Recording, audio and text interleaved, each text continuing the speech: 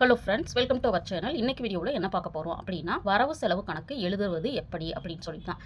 நிறைய பேர் பார்த்தீங்க அப்படின்னா, வரவு செலவு கணக்கு எழுதாததுனால நிறைய பேர் அதாவது கடன் அப்படிங்கிறதுக்குள்ளே சிக்கிக்கிறாங்க அப்படிங்கிறது நம்ம வந்து கண்கூட பார்த்துட்ருப்போம். அப்படி இருக்கிறப்போ நம்ம வந்து வரவு செலவு கணக்கு எப்படி எழுதணும்னு சொல்கிறீங்களே, எப்படி எழுதுறது அப்படின்னு சொல்லிட்டு கூட சிலருக்கு தோணும். இதை வந்து நம்ம எப்படி எழுதலாம், எப்படி பிளான் பண்ணலாம் அப்படிங்கிற ஐடியாவை நான் என்ன பண்ணிகிட்ருக்கேங்கிறத ஷேர் பண்ணிக்கிறேன். வாங்க வீடியோக்குள்ளே போவோம். வரவு செலவு கணக்கு எழுதுவது எப்படி? உங்களுடைய வருமானம், முதல்ல உங்களுடைய வருமானம் என்ன அப்படிங்கிறத ஃபஸ்ட்டு நீங்கள் வந்து பாருங்கள். உங்களுடைய வருமானம் என்னவா கூட இருக்கலாம். நான் வந்து எக்ஸாம்பிளுக்கு 10,000 ரூபா அப்படின்னு சொல்லிட்டு நான் வந்து கொடுத்துருக்கேன். இந்த 10,000 ரூபா அப்படிங்கிறது உங்களுக்கு வந்து சிலர் வந்து தின வருமானம் இருக்கும், வார வருமானம் இருக்கும், மாத வருமானம் இருக்கும். உங்களுடைய வருமானம் எப்படி இருந்தாலுமே கண்டிப்பாக நீங்கள் என்ன பண்ணலாம் அப்படின்னா வரவு செலவு கணக்கு அப்படிங்கிறத எழுதலாம். அடுத்தது பார்த்தீங்க அப்படின்னா உங்களுடைய வருமானத்திற்குள்ள செலவு அப்படிங்கிறத முயற்சி பண்ணி பாருங்கள். சிலர் பார்த்தீங்க அப்படின்னா இப்போ 10,000 ரூபா தான் வருது அப்படின்னா 12,000 ரூபா உங்களுக்கு செலவாகும். என்ன பண்ணுவாங்க அப்படின்னா அந்த 2,000 ரூபா ஒரு இடத்துல கடன் வாங்கிடுவாங்க. இப்போ சம்பளம் வந்த உடனே அந்த 2,000 கொடுத்துருவாங்க. அப்போ ஏற்கனவே 10,000 இருந்தது 8,000 குறைஞ்சிரும். அடுத்த மாதம் என்ன பண்ணுவாங்க அப்படின்னா அந்த 2,000 பத்தாததுனால திரும்ப ஒரு 2,000 கடன் வாங்குவாங்க. இப்படி இந்த கடன் மேலே கடன் அப்படின்னு போய் தான் சில ஃபேமிலிஸ் வந்து பார்த்திங்கன்னா கடனுக்குள்ளே போய் சிக்கிட்டு இருக்கிறது. எப்போவுமே நம்மளுடைய வருமானத்திற்குள்ள செலவு அப்படிங்கிறத மட்டும் நமக்கு வந்து கான்சன்ட்ரேஷன் கொடுத்துட்டோம் அப்படின்னா நம்மளுக்கு வந்து எப்போவுமே வந்து எந்த ஒரு பிரச்சனையுமே வராது அப்படிங்கிறது என்னுடைய ஐடியா. ஏன்னா நான் வந்து வருமானம் ஈட்ட ஆரம்பித்ததுலேருந்து எப்போவுமே இந்த வருமானத்திற்குள் செலவு அப்படிங்கிறத ரொம்ப ஸ்ட்ரிக்டாக ஃபாலோ பண்ணிட்டு வந்துட்டுருக்கிறேன். அப்படி இருக்கிறப்ப வந்து பார்த்திங்க அப்படின்னா நம்மளுக்கு வந்து பெரிய பிரச்சனைகள் இல்லாமல் போயிட்டுருக்கு, ஸ்மூத்தாக போயிட்டுருக்கு. அடுத்தது பார்த்திங்க அப்படின்னா செலவுகளை குறித்து வைக்கணும். கண்டிப்பாக வரவு செலவு கணக்கு எழுதுவோம் அப்படின்னா உங்களுடைய செலவுகள் என்ன அப்படிங்கிறத கண்டிப்பாக தினமும் நீங்கள் என்ன பண்ணணும் அப்படின்னா ஒரு நோட்டில் எழுதி வைக்கணும். எப்படி எழுதி வைக்கணும் அப்படின்னு பார்த்தீங்கன்னா வாரம் ஆப்பில் கூட இப்போ எல்லாம் பார்த்திங்க அப்படின்னா நான் நோட்டில் தான் வந்து எழுதி வச்சிட்ருக்கிறேன் இது வரைக்குமே. ஏன்னா மேனுவலாக எழுதும் பொழுது தான் நம்ம வந்து என்ன செலவு பண்ணியிருக்கோம் அப்படிங்கிறத நம்ம கண்கூட பார்க்க முடியும். ஆப் மூலமாக செய்யும் பொழுது எனக்கு அது அது பெருசாக ஒரு எனக்கு வந்து இன்ட்ரெஸ்ட் வந்து கிரியேட் பண்ணலை. அதனால் நான் எப்போவுமே போல் ஒரு 15-17 வருஷமாக பார்த்தீங்கன்னா நான் நோட்டில் தான் எழுதி வச்சுருக்கேன். அதே மாதிரி இப்போ வந்து ஒரு 10 வருஷத்துக்கு முன்னாடி நான் வந்து ஒரு மாதத்துக்கு எவ்வளோ செலவு பண்ணேன், என்ன பண்ணியிருக்கேன் அப்படிங்கிறது எல்லாமே எனக்கு வந்து ரெக்கார்டு இருக்கும்.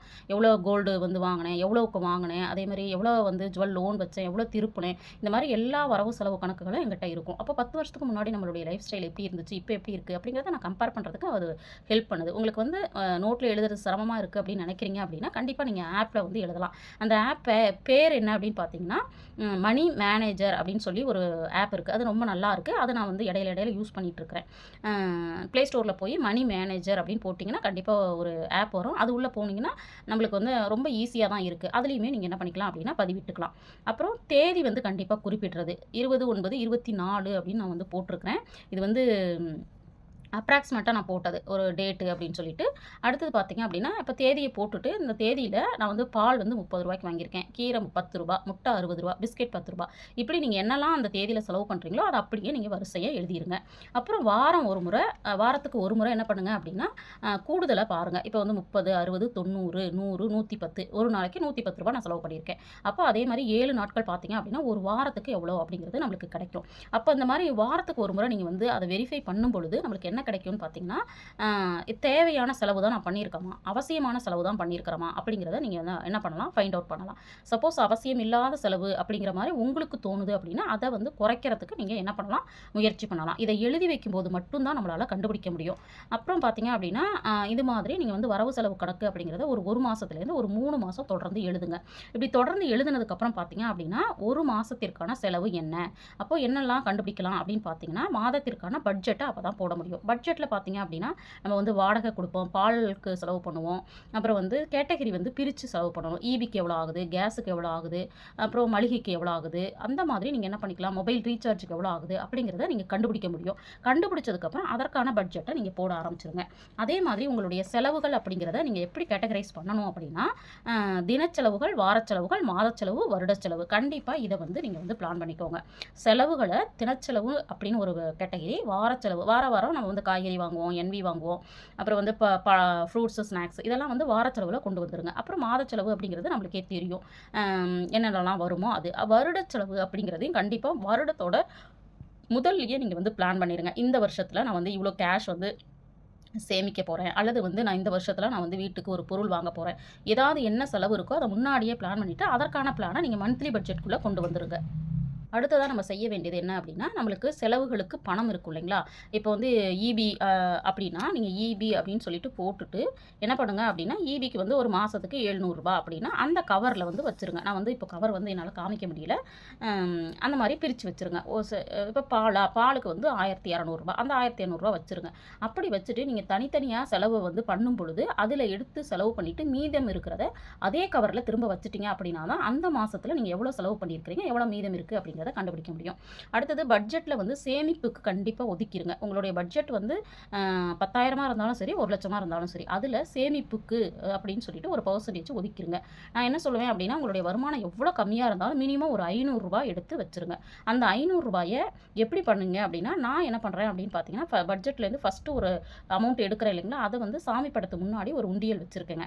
அந்த உட்டன் உண்டியல் நெறைய தடவ நான் ஷேர் பண்ணியிருக்கிறேன். அந்த சாமிக்கு ஃபர்ஸ்ட்டு வந்து எனக்கு வந்து இந்த ஒரு வருமானத்த குடுத்ததுக்கு நன்றி சொல்லி, நான் என்ன பண்ணிடுவேன் அப்படின்னா, அத ஃபர்ஸ்ட்டு நான் வந்து சேவ் பண்ணிருவேன். சேவ் பண்ணதுக்கப்புறம் தான் என்னுடைய செலவுகள ஆரம்பிப்பேன். அந்த மாதிரி நீங்க ஒரு ரூ. 100 எடுத்து வச்சாலும் சரி, ரூ. 200 எடுத்து வச்சாலும், ரூ. 500 எடுத்து வச்சாலும், அந்த அமௌண்ட்ட எடுத்து என்ன பண்ணுங்க அப்படின்னா, உங்களுக்கு நம்பிக்கை இருக்கு அப்படின்னா, சாமி படத்துக்கு முன்னாடி வச்சுருங்க. ஏன்னா, அது எடுக்கிறதுக்கு நம்ம யோசிப்போம். இல்ல அப்படின்னா, நீங்க வந்து பர்ஸ்லயோ, வேற ஏதோ ஒரு இடத்துலயோ நீங்க வச்சுருங்க. இத வந்து கண்டிப்பா ட்ரை பண்ணுங்க. இப்போ வந்து எக்ஸாம்பிளுக்கு என்னென்னலாம் எப்படியெல்லாம் செலவு பண்ணலாம் அப்படின்னு நான் சொல்கிறேன்.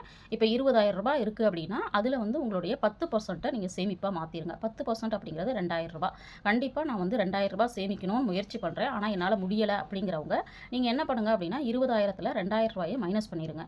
மைனஸ் பண்ணிட்டீங்க அப்படின்னா, உங்களுக்கு வந்து ரூ. 18,000 தான் இருக்கும். அப்போ உங்களுடைய மைண்ட் செட் எப்படி இருக்கணும் அப்படின்னு பார்த்தீங்கன்னா, எனக்கு வருமானமே 18,000 தான் அப்படிங்கிறத உங்க மைண்டுக்குள்ள கொண்டு வரதுக்கு முயற்சி பண்ணுங்க. என்னுடைய வருமானம் 18,000 தான் அப்படின்னு சொல்லிட்டு, நீங்க உங்க மைண்ட் செட்ட மாத்திக்கிட்டு, நீங்க என்ன பண்ணலாம் அப்படின்னா, அந்த 2,000த்த ஆட்டோமேட்டிக்கா சேமிக்க ஆரம்பிக்கலாம். ஆனா, அந்த சேமிப்புக்கான அக்கவுண்ட் அப்படிங்கிறது செப்பரேட்டா வச்சுக்கோங்க. அதுக்கு வந்து ஏடிஎம் கார்டு, ஜிபே, ஃபோன்பே இதெல்லாம் யூஸ் பண்ணாத மாரி ஒரு அக்கவுண்ட்ட வச்சுக்கிட்டீங்க அப்படின்னா, அந்த பணம் வந்து கரையாம இருக்கும். இப்ப தினச்செலவுகளுக்கு ஒரு ரூ. 1,000 ஒதுக்குங்க. அதுக்கப்புறம் வார செலவு அப்படிங்கிறத கண்டிப்பா நீங்க வந்து ஒரு 4,000லேருந்து 5,000த்துக்குள்ள வச்சுருங்க. இப்ப இருக்கிற காலகட்டத்தில பார்த்தீங்க அப்படின்னா, இப்ப வந்து போர் நடந்துட்டு இருக்கு இல்லைங்களா? அப்படி இருக்கிறப்போ நம்மளுக்கு வந்து எல்லா அது கேஸா இருக்கலாம், பெட்ரோல் விலையா இருக்கலாம், மளிகை ஜாமான் விலையா இருக்கலாம், எல்லாமே உயரப்போகுது அப்படின்னு வந்து சொல்லிட்டு இருக்காங்க. பெட்ரோல் எல்லாம் பார்த்தீங்கன்னா உயர்ந்துருச்சு. அடுத்தது பார்த்தீங்கன்னா, இன்னொரு பக்கம் பார்த்தீங்கன்னா, தண்ணி வந்து கிடைக்காம இருக்கு. நெறைய இடங்கள்ல இப்ப எங்க ஏரியாலயுமே பார்த்தீங்கன்னா, குடிக்கிறதுக்கான தண்ணி கிடைக்கல. இப்ப நாங்க என்ன பண்றோம், கேன் வாட்டர் வந்து 2 வாங்கியிருக்கோம். அது வந்து கூடுதலா எங்களுக்கு செலவாகுது. அப்படி இருக்கிற பட்சத்தில ஒரு இடத்துல ஒரு கூடுதலான ஒரு செலவு இப்ப பெட்ரோல் வந்து வாரத்துக்கு நான் ஒரு ரூ. 250 போடுறேன் அப்படின்னா, கண்டிப்பா நான் ஒரு ரூ. 50 கூடுதலா போடுற மாரி ஒரு சூழல் இருக்கு. அதே மளிகை ஜாமான் ஒரு ரூ. 3,000 பிளான் பண்ணியிருக்கேன் அப்படின்னா, ஒரு ரூ. 500 கூடுதலா வரதுக்கு வாய்ப்புகள் இருக்கு. அப்படி இருக்கிறப்ப நம்ம எதெல்லாம் குறைக்க முடியும் அப்படிங்கிறத கண்டிப்பா நம்ம பார்க்கணும். அதே மாரி பட்ஜெட்குள்ள இந்த செலவு இந்த அமௌண்ட்டுக்குள்ள தான் பண்ணணும் அப்படின்னு நம்மளே என்ன பண்ணணும் அப்படின்னா, டிசைட் பண்ணிடணும். அடுத்தது மாத செலவுகள் அப்படிங்கிறது உங்களுடைய ஃபேமிலி மெம்பர்ஸ் வந்து எவ்வளோ எவ்வளோ பேர் இருக்காங்களோ, அதுக்கு தகுந்த மாதிரி நீங்க வந்து செலவுகள பிளான் பண்ணிக்கோங்க. அதே மாதிரி நம்மளுக்கு வந்து மாத செலவுகள்ல ரொம்ப கூடுதலான செலவு அப்படிங்கிறது பார்த்தீங்கன்னா, நம்மளுக்கு வாடகை. அந்த வாடகை அப்படிங்கிறது என்ன சொல்றாங்க அப்படின்னா, எக்கனாமிஸ்ட் வந்து 10% இருந்தா போதும்னு சொல்றாங்க. ஆனா, நீங்க 10%ல வீடு எங்கேயாவது கிடைக்குதா அப்படின்னா, கண்டிப்பா அது கேள்விக்குறி தான். அதனால நான் என்ன பண்ணியிருக்கேன்னா, 10லேருந்து 20% அல்லது 25% கூட நீங்க என்ன பண்ணிக்கலாம் அப்படின்னா, வாடகையா இருக்கிற மாரி நீங்க பார்த்துக்கோங்க. அடுத்தது வந்து மளிகை ஜாமான். மளிகை ஜாமான் வந்து நான் ரூ. 3,000லேருந்து ரூ. 4,000 தான் போட்டிருக்கேன். லாஸ்ட் வீடியோல நான் வந்து பட்ஜெட் பிளானிங் போட்டிருக்கும்போது ஒரு சிஸ்டர் சொல்லியிருந்தாங்க, எப்படி நீங்க வந்து ரூ. 3,000க்குள்ள பட்ஜெட் வந்து மளிகை ஜாமான் வாங்குறீங்க அப்படிங்கிற லிஸ்ட்டை எனக்கு வந்து வீடியோவா குடுங்கன்னு கேட்டிருந்தாங்க. அதை வந்து நான் வந்து இந்த மாசத்துக்கான மளிகை ஜாமான் பர்ச்சேஸ் பண்ணிட்டு, கண்டிப்பா 3,000த்துக்குள்ள எனக்கு எப்படி வந்து மளிகை ஜாமான் வந்து போதுமானதா இருக்குது அப்படிங்கிறதுக்கும், அதுக்கு என்ன டிப்ஸை வந்து நான் ஃபாலோ பண்ணிட்டு இருக்கேங்கிறதையும் நான் தனியா வீடியோவா குடுக்குறேன். அதையும் பாருங்க. அதே மாதிரி எங்க வீட்லயும் அந்த ரேஷன்ல கிடைக்கக்கூடிய ஆயிலு, பருப்பு, ரைஸ் இதெல்லாமே ஓரளவுக்கு நாங்க வந்து யூஸ் பண்ணுவோம். அதனால கூட இது வந்து எங்களுக்கு வந்து போதுமானதா இருக்கும் அப்படின்னு நினைக்கிறேன். அடுத்தது வந்து கேஸு. கேஸு அப்படிங்கிறது இப்போ வந்து ரூ. 1,000 இருந்துச்சு அப்படின்னா நம்ம வாங்கிற முடியும். அதே வந்து நம்ம எப்படி வந்து கேஸை வந்து இப்போ கேஸ் எல்லாம் புக் பண்ணோம் அப்படின்னா உடனே வர்றதில்ல. ஏன்னா சிரமமா இருக்கு. ஒரு 1 மாசம் 25 நாட்களுக்கு அப்புறம் தான் நம்ம வந்து புக் பண்ணவே முடியும் அப்படிங்கிற சூழல்ல கேஸை வந்து ரொம்ப கம்மியா யூஸ் பண்றதுக்கு என்ன மாதிரியான டிப்ஸ் அண்ட் ட்ரிக்ஸ் எல்லாம் நம்ம ஃபாலோ பண்ணலாம் அப்படிங்கிறத தெரிஞ்சுக்கிட்டு அதை வந்து ஃபாலோ பண்ணுங்க. அடுத்தது கேபிள். கேபிள் தேவைன்னா மட்டும் நீங்க போட்டுக்கோங்க. இல்ல அப்டின்னா, இப்பலாம் பார்த்தீங்கன்னா, வருஷத்துக்கு கட்டுற மாரி இருக்கு அப்படிங்கிறது ஆப்ஷன் இருக்குன்னா, அத யூஸ் பண்ணிக்கங்க. சப்போஸ் நீங்க வந்து மாதம் மாதம் தான் நீங்க வந்து பே பண்றீங்க அப்படின்னா, ரீசார்ஜ் பண்ணிக்கோங்க. இப்போ 1 மாசம் உங்களுக்கு தேவைன்னா பண்ணிக்கலாம். அடுத்த மாசம் தேவையில்லன்னா பண்ணாம விட்டுறலாம். அப்படிதான் எங்க வீட்ல பார்த்தீங்கன்னா, இப்போ குழந்தைங்களுக்கு லீவ் இல்லைங்களா? ஏப்ரல், மேல இந்த 2 மாசத்துக்கு மட்டும் நாங்க ரீசார்ஜ் பண்ணுவோம். அப்புறம் ஜூன் மாசத்துலேருந்து எங்க வீட்ல ரீசார்ஜ் இருக்காது. இந்த மாதிரி நம்ம பண்ணும்பொழுது, அந்த அமௌண்ட் மாதம் மாதம் ஒரு ரூ. 300 உங்களுக்கு சேவ் ஆகுது அப்படின்னா, 10 மாசத்துக்கு ரூ. 3000 சேவ் ஆயிரும். இதுதான் தேவையில்லங்கிறதுனால தான் அத நாங்க வந்து பண்ணல. அடுத்தது பார்த்தீங்க அப்படின்னா, மொபைலு, ட்ராவலு, பெட்ரோலு, ஃபீஸு, குழந்தைங்களுக்கான ஃபீஸு, அதுக்கப்புறம் பஸ்ஸு, மெடிக்கலு, ஈபி இது மாரி என்னென்னலாம் இருக்கோ, அந்த கேட்டகரிய ஃபுல்லா நோட் பண்ணி, அதற்கான அமௌண்ட் எவ்வளோ ஆகுது, உங்க ஃபேமிலிக்கு எவ்வளோ ஆகுது அப்படிங்கிறத சொல்றா. அதே மாதிரி இந்த ட்ரெஸ்ஸு அப்படிங்கிறத வந்து ஒரு சின்ன ஷேர் பண்ணிக்கிறேன். ட்ரெஸ்ஸு அப்படிங்கிறத வந்து ஒரு வருஷத்துக்கு நம்ம வந்து எவ்வளோ யூஸ் பண்ணிக்கலாம் அப்படின்னு சொல்லிட்டு நான் வந்து சர்ச் பண்ணும்பொழுது, நம்மளுக்கு கிடைச்ச விடை என்ன அப்படின்னு பார்த்தீங்கன்னா, ஆ ஆ ரிப்போர்ட்ல சர்வேல பார்த்தீங்க அப்படின்னா, இந்தியன்ஸு நம்மளுடைய வருமானத்துல 50% துணிக்காக மட்டுமே செலவு பண்றாங்க அப்படின்னு சொல்லிட்டு ஒரு ஷாக்கிங் ரிப்போர்ட் வந்து கிடைச்சிருக்கு. ஆனா எக்கனாமிஸ்ட் என்ன சொல்றாங்க அப்படின்னு பார்த்தீங்கன்னா, 5லிருந்து 10% மட்டும் தான் நம்ம வந்து துணிக்காக யூஸ் பண்ணணும் அப்படின்னு சொல்றாங்க. 5% 10% எங்க இருக்கு? 50% எங்க இருக்கு? அப்ப நம்ம எவ்வளோ கூடுதலா 40% அதிகமா பண்றோம். இப்ப எங்க வீட்ல பார்த்தீங்க அப்படின்னா, கண்டிப்பா அந்த 10% அப்படிங்கிறத மட்டும் தான் நாங்க ஃபாலோ பண்றோம். ஏன்னா வருஷத்துல 1 முறை அல்லது 2 முறை மட்டும் தான் ஷாப்பிங் வந்து அது துணிக்கான ஷாப்பிங் அப்படிங்கிறது நடக்கும். அப்பவே பார்த்தீங்க அப்படின்னா, நம்மளுக்கு வந்து பணம் நெறைய மீதமாகுது. அ அப்போ நம்மளுடைய சேமிப்பு அப்படிங்கிறது நம்மளுக்கு கூடுதலா அமையுது. இதுதான் நான் வந்து ஃபாலோ பண்ணிட்டு இருக்கிறது. இதுவரைக்கும் நீங்க வரவு செலவு கணக்கு எழுதல அப்படின்னா, கண்டிப்பா எழுத ஆரம்பிங்க. பட்ஜெட் போடுங்க. உங்களுடைய செலவுகள குறைக்கிறதுக்கு முயற்சி பண்ணுங்க. சேமிப்பு அதிகரிங்க. நினைத்தோம் அப்படின்னா கண்டிப்பா முடியும்.